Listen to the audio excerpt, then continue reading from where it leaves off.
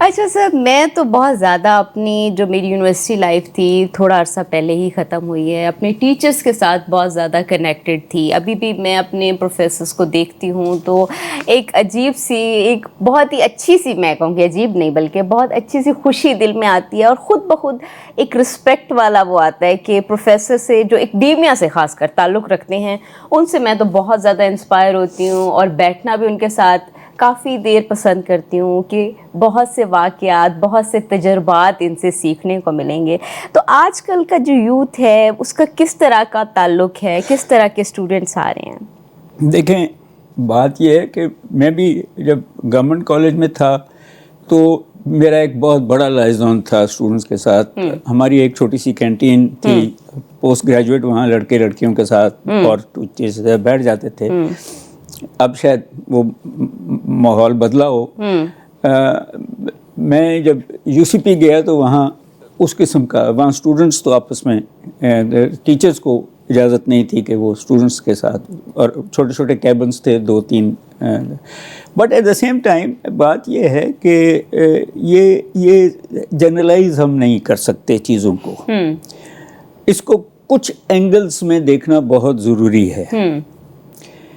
پہلے تو یہ ہے کہ ہمارے پاس اسپیشلی 19 سال میں گورنمنٹ کالج میں رہا، اور اتنے ہی تقریباً میں یو سی پی میں رہا. وہ پرائیویٹ یونیورسٹی تھی، یہ ہماری پریمیئر گورنمنٹ کی یونیورسٹی تھی.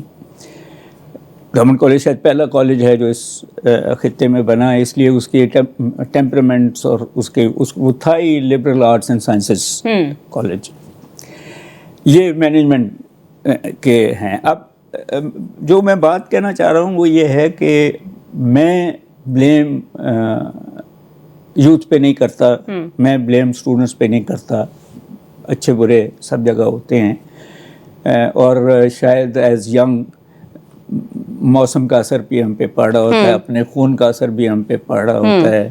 کچھ سستیاں ہوتی ہیں، کچھ دوستیاں ہوتی ہیں، کچھ اور ہمارے انٹرسٹ بھی ہوتے ہیں. تو پڑھائی اس لیول پہ شاید سوائے ان کے جن کو کویسٹ ہے. الٹیمیٹلی ہمارا جو پرابلم اس ملک کا ہے وہ اسکول سسٹم ہے. اسکول سسٹم ہے. ایک تو وہ زیادہ تر 70% تو سرکاری اسکول ہیں، پھر پرائیویٹ اسکول، پھر وہ elite school and such forth. مگر میں وہ سرکاری اسکولوں کی بات ہی کروں گا. ان کا جو ایشو ہے کہ ایک تو وہ سیگریگیٹڈ ہیں، اور دوسرا وہ اردو میں پڑھاتے ہیں.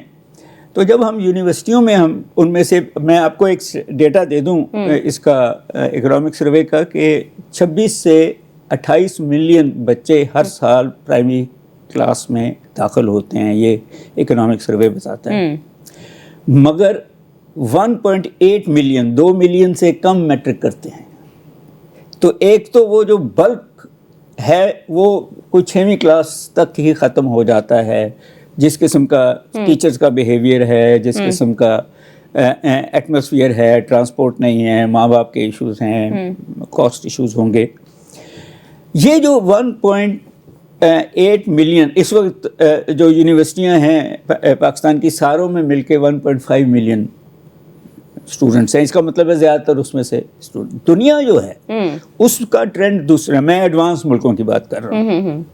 وہاں 2 ٹرینڈز بڑے سیدھے سیدھے. ایک تو سارے پڑھتے ہیں، سارے ایک ہی سلیبس ہے، سارے ایک ہی لینگویج ہے، ایک ہی قسم کی سائنس پڑھا رہے ہیں، فلسفی پڑھا رہے ہیں، سوسیولوجی پڑھا رہے ہیں. تو جب ان میں سے پھر ٹرینڈز ہیں کہ جو انڈسٹری میں جانا چاہتے ہیں وہ انڈسٹری میں چلے جاتے ہیں، اور جو پھر صرف پڑھنا چاہتے ہیں وہ گورنمنٹ سے لون لے کے، عموماً پیرنٹس پیسے نہیں دیتے یا نوکریاں کر کے جاتے ہیں، اور کویسٹ ان کی ہوتی ہے کہ ہم ایک پروفیسر بن جائیں، انجینئر بن جائیں، سائنٹسٹ بن جائیں، ڈاکٹر بن جائیں. ہمارے اسٹوڈنٹس جو ہیں تقریباً سب میٹرک کر کے کوشش ان کی ہے کہ ہم یونیورسٹیاں آ جائیں، کویسٹ ہو نہ ہو.